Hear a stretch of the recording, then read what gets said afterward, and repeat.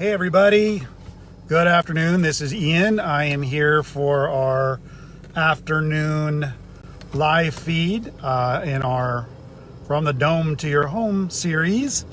And as you can see, I'm in my car. I did not want to hang around in my shop today because it's a beautiful day out. And honestly, working on the dragons today, creatively, I just wasn't feeling it.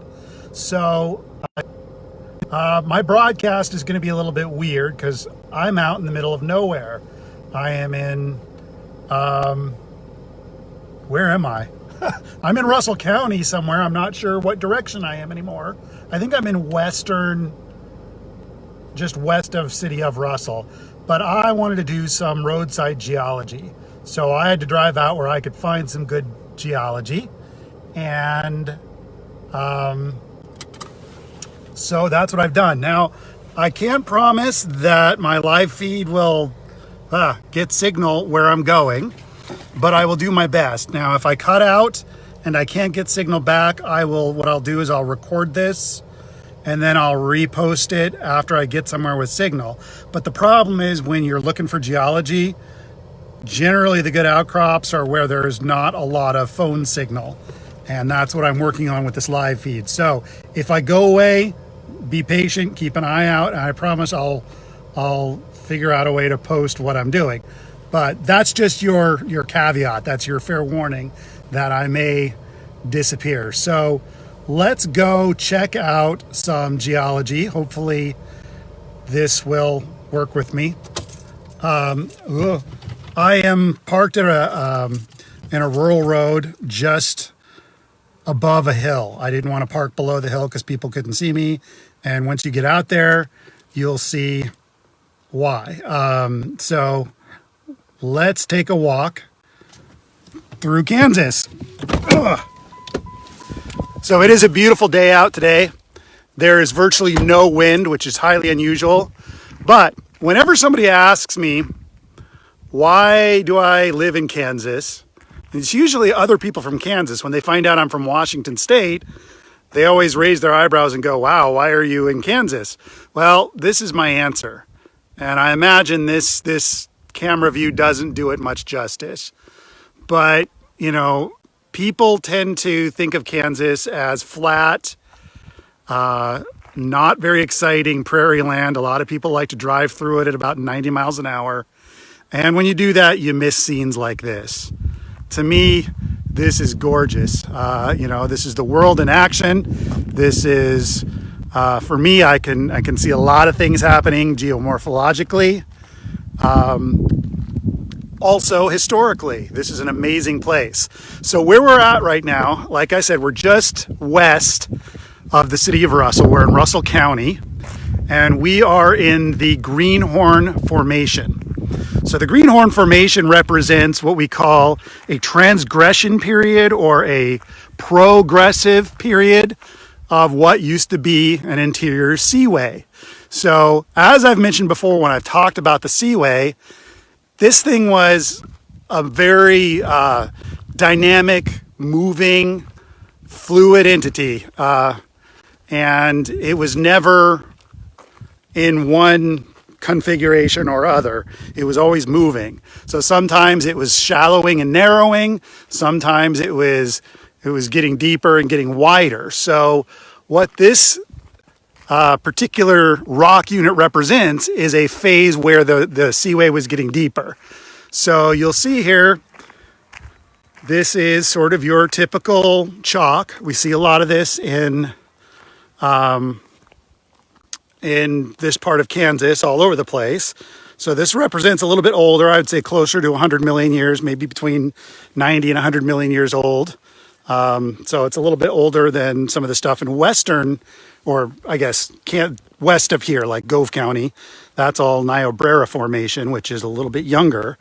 But as you can see, we're already starting to get to some fossiliferous stuff here. So here's a good example of some good clams here. Again, lots of good clam bits here. There are some ammonite impressions. I don't know if we'll find one, but there are a lot of ammonite impressions associated with this particular formation. Now, this is why I chose this spot, and that is this sort of grayish, bluish colored chalk. So what this is I believe this is the Jetmore chalk. So that represents, in this case, we're moving from a little bit closer shore, and then as you get up to this chalk here, you're looking at deeper marine. So this is a little closer to shore because this is your wow, that's cool. I don't know if you can see this.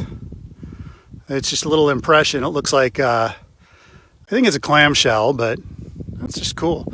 So what we're looking at here is if you're thinking about the way that sediment settles, the lighter, finer sediment will settle later on. So like the sand and stuff was already settled out, and this is moving out further away from the shore.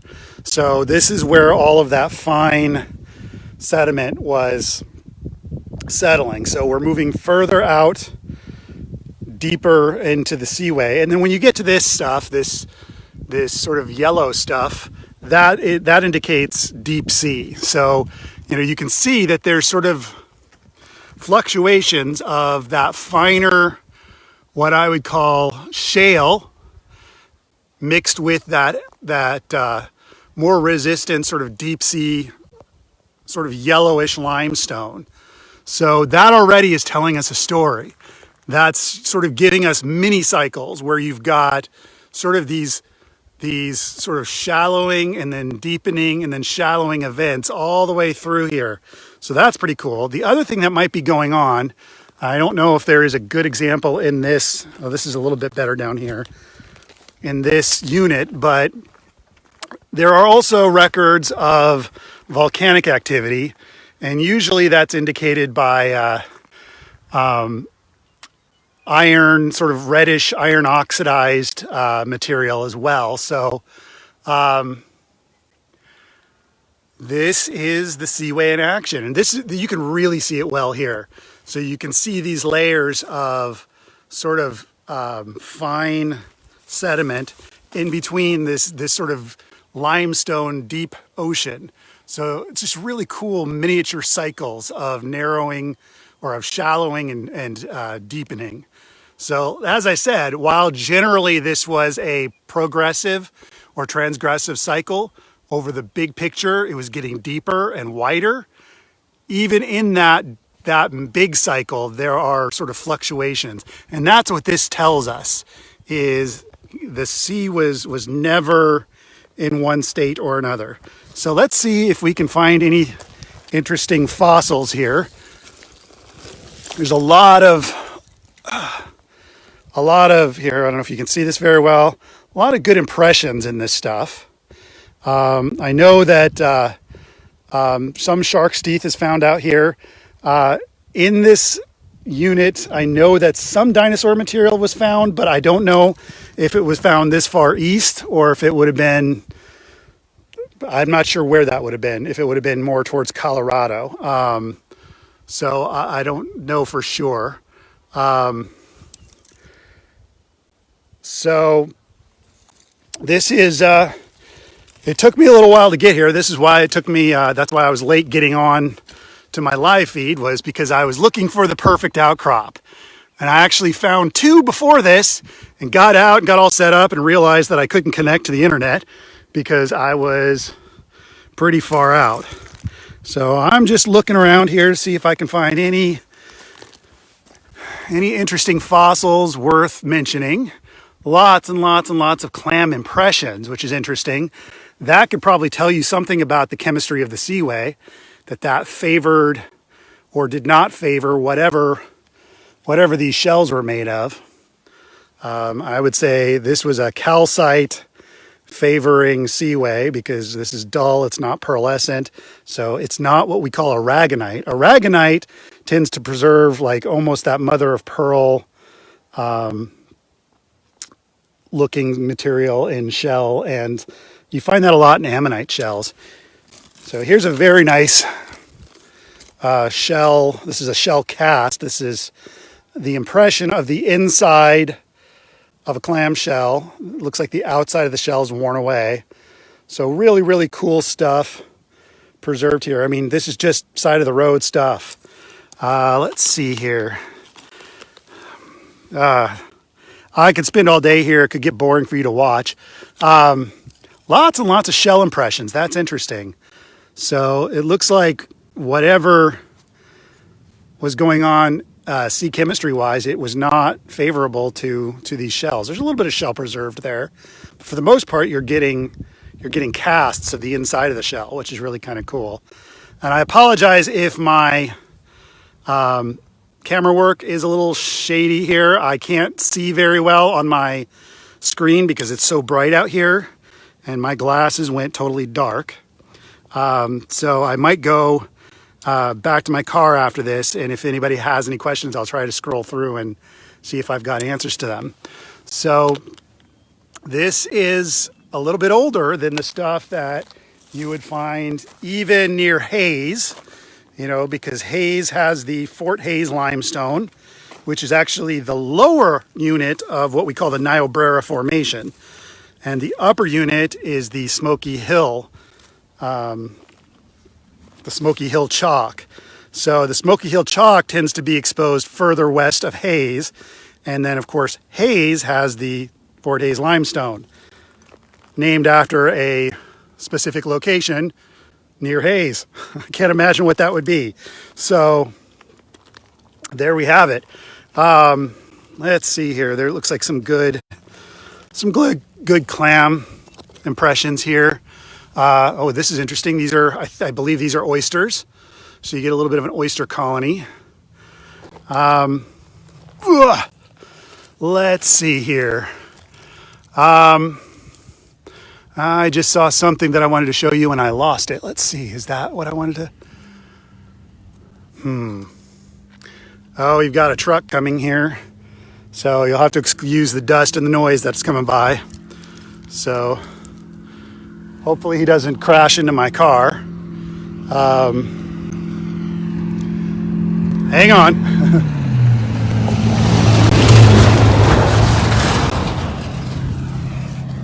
So if you hear a loud crash, that's the guy just running through my car. Hopefully he won't do that.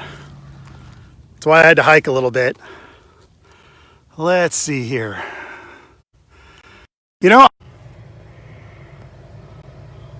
Oh, hey, I'm back. So that was weird. I don't know if you could hear me walking back or not, but my phone that has my camera in it overheated, which is something that I did not take into account because generally when I'm out in the field, I'm not thinking about technology. So at this point, I am now in my car and I can see what people are saying. So let's see here.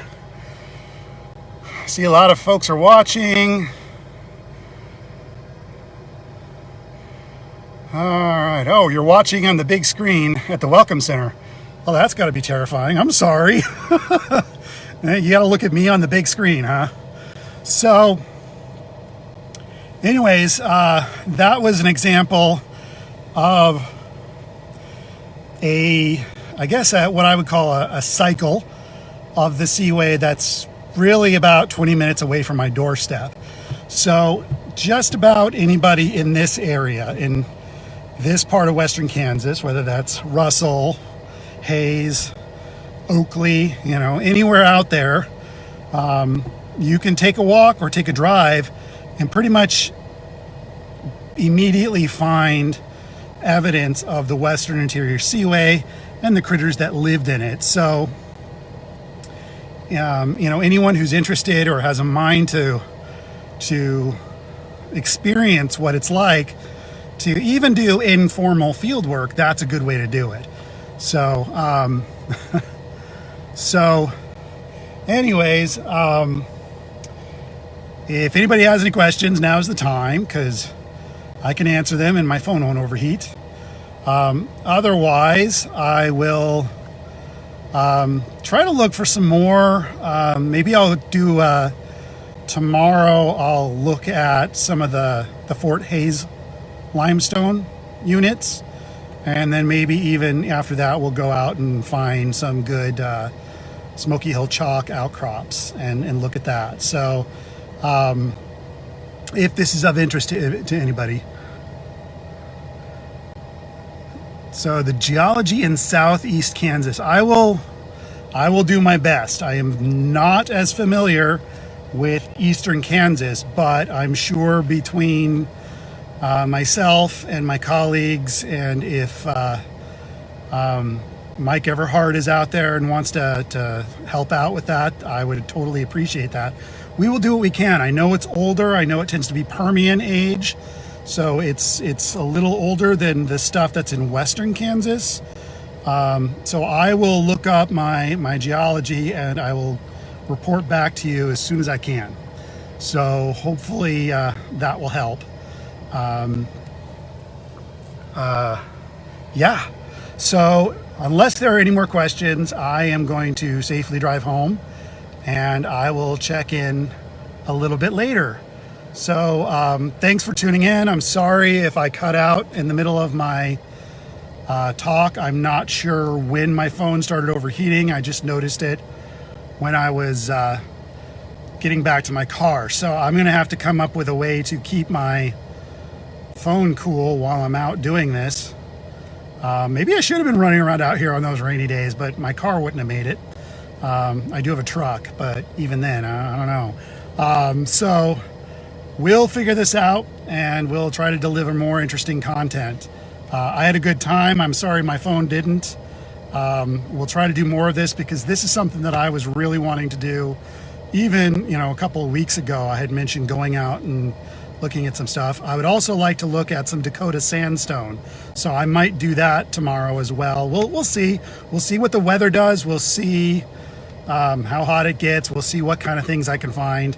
And if I can't find that, or if it ends up being crummy weather or something, I'll give you a report on how the dragons are doing. Otherwise, I will talk to you guys tomorrow. I'm not sure if we'll do a morning thing or not. I'll have to confer with Reese. We're starting to work on developing some other internet-based programming. So we do have to spend some time working on that. So we may not be doing live feeds twice a day, but as soon as I know for sure, I'll let you know. But at this point, I will definitely be on tomorrow at 2 p.m. Central. We might be on tomorrow at 10 a.m. Maybe I'll hit the Fort Hayes limestone in the morning, and then in the afternoon I'll head out and see if I can find some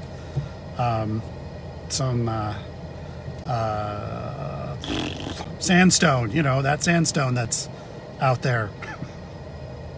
Anyways, I think the sun's gotten to my brain now. I gotta go. I'll see you guys later. I always ask, please like and share our page, our live feeds, and Dakota sandstone. So I will talk to you guys tomorrow. Thanks for watching. We'll see you soon. Bye-bye.